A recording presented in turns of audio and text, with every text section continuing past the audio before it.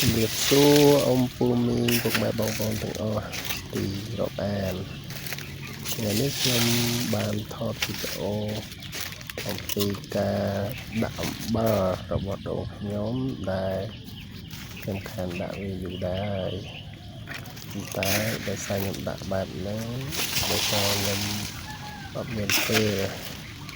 ចឹងទៅខ្ញុំក៏ដាក់វាបែបហ្នឹងទៅវាងាយស្រួល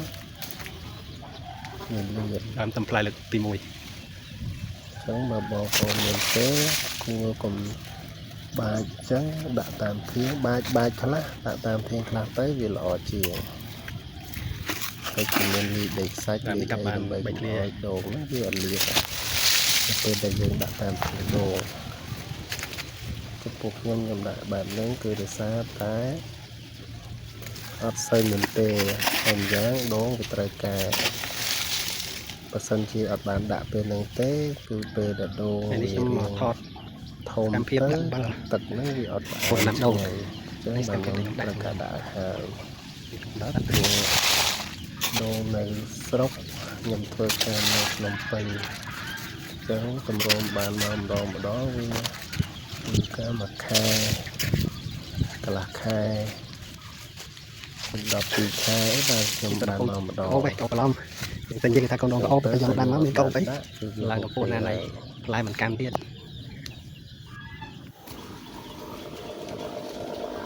ពេលដែលដាក់ទៅនឹងដល់ដើមដែលសត្វចិញ្ចានេះគឺថាឃើញចិញ្ចាហ្នឹងវាស៊ី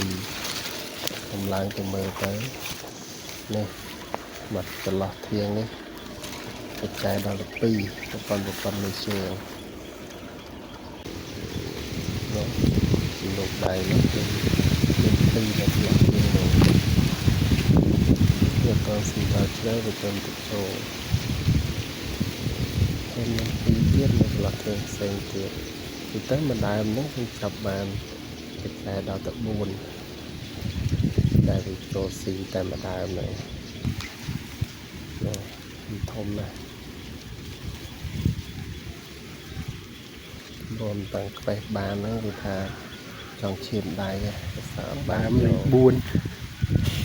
បាក់1ដើម្បីធ្វើជាកង្វាដើម្បីខ្វាវាងាយស្រួលមក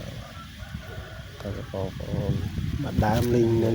ក្នុងដើមចាប់ចាយបែបនេះគឺថាគួរតែធ្វើបោះដែកធ្វើទូដែកបាត់កង្វាដើម្បីខ្វាវាងាយស្រួលប៉ុន្តែ